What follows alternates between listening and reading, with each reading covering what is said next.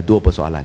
Sejak penswastaan kutipan sisa pepecah ini, setakat ini berapakah yang telah pun ditanggung oleh kerajaan persekutuan terhadap ketiga-tiga syarikat ini setakat ini dalam tempoh 5 tahun ini? Dan kedua, tadi yang Berhormat Menteri beritahu semua PBD akan dibekalkan tong sampah. Tetapi yang setahu saya, banyak PBD sebenarnya sudah ada tong sampah sedia ada. Sekarang bertambah lagi 5 juta tong sampah. Tadi Menteri beritahu Dewan ini, we have to reduce, reuse, recycle. Kurangkan. Tetapi sekarang Kementerian pula beri 5 juta tong sampah baru. Bagaimana dengan dasar yang berjangkaan ini? Kementerian tak bagi tong sampah. Ini pemberian ni dibuat oleh 3 buah syarikat. Dan memang tidak berjangkaan. Sebab apa? Tong sampah yang diberikan merupakan tong sampah yang dikenali sebagai green lah. Saya tak tahulah, saya bukan orang pakar kan. So it's green. So kita nak menggalak supaya tong sampah ni yang seragam, sama saiz semua ni digunakan di seluruh negara. Sebab jentera-jentera yang datang untuk mengutip sampah sarap boleh dengan mudahnya supaya tong sampah ni dapat dihook kepada kenderaan jentera dan masukkan dalam jentera tu. So this is a uniform system kita kena buat. Yang ada tong sampah tu memang kita beli punya, kita sendiri punya. Ada juga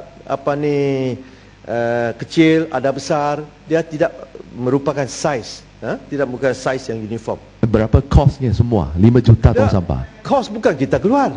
That is already inbuilt. Ini adalah kos setiap rumah.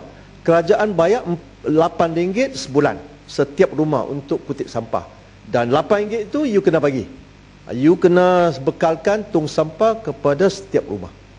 So saya tak tahulah. Yang Berhormat, kalau yang buat tanya saya, sejak kita mengadakan penswastaan ini, saya sentiasa, sebab saya cukup nak jaga prestasi tiga-tiga syarikat, dan saya sentiasa buat perbandingan. Kalau tak diswastakan, apakah prestasi? So selepas saya buat kajian ni, saya dapati masalah kutipan sampah, pengurusan sisa pepecah di negeri Selangor, saya tak buat di tempat lain, saya buat di Selangor, paling dekat sekali. Selalu di Selangor, kan? Dia kerajaan negeri Selangor kena melalui PBT, dia kena upah syarikat-syarikat yang berlainan untuk mengutip sampah sarap. Sebab itulah dia banyak percanggahan dan masalah. Itulah saya sentiasa sebut, menekankan jangan kita mengikut ideologi politik. Kalau kita memang mempunyai hasrat nak menjaga kebajikan, kebersihan rakyat kita, kita masuk skim itu. Kerajaan pusat akan bantu. Tak apa. Selangor tak sama kerajaan, tak sama Sahaluan, tak apa, kita bantu. Macam Kedah lah. Kedah setuju. So lah ni Kedah nampaknya baguslah. Yang Berhormat Menteri. Yang Berhormat Menteri. Mana tu? Mana satu yang Berhormat Menteri? Yang mana satu? Syalam ya. Salam. Baik, terima kasih Yang Berhormat Menteri. Saya ucapkan terima kasih atas penjelasan yang diberikan. Saya agak tertariklah dengan pengujahan yang disebut bahawa sekarang ni kerajaan negeri Selangor terpaksa cari kontraktor-kontraktor yang berasingan, bukan satu kontraktor. Hakikatnya dulu bila Alam Flora buat pun, dia pun cari kontraktor-kontraktor yang buat untuk dia, iaitu dia pun subkontrak. Maka akhirnya apa yang dilakukan oleh kerajaan Selangor ialah menggunakan kontraktor yang telah digunakan oleh Alam Flora. Yang mana kita balik pada square one, hanya bezanya tidak ada orang tengah. Dan bila tak ada orang tengah, inilah yang disebutkan bahawa kita telah mencapai penjimatan sebanyak 100 juta.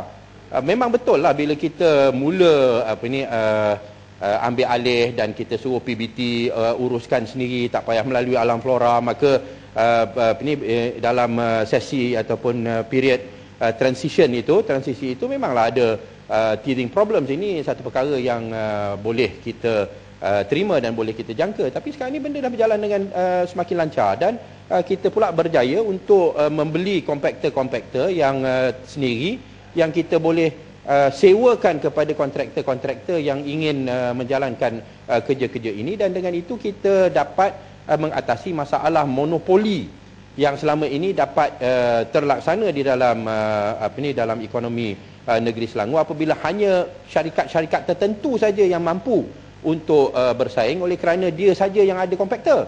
Lalu sekarang ini apa yang kita nak lakukan ialah kita nak tentukan bahawa kita dapat perkhidmatan yang terbaik. Yang Muhammad. Ya, saya nak tanya, saya nak build up pasal Yang saya nak Muhammad, kena ini menerangkan bagi pihak negeri Selangor dan yang yalah pasal dia sebut Selangor banyak kali. Menteri yang jawab sepatutnya. Ya, so saya nak jelaskan ya. Lalu saya tak nampak di manakah kelebihan pendekatan yang disebutkan dan kenapa tidak boleh kita kita buat dengan sendiri, kenapa kita masih lagi nak berpegang kepada konsep centralized, yang mana bila centralized ni not everything dengan izin ya, yang bila dipusatkan ataupun is centralized, it becomes more efficient, it becomes even more inefficient.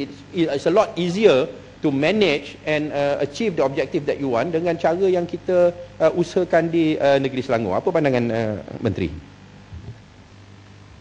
Pandangan saya memang saya tak apa setujulah, tapi nak buat macam mana?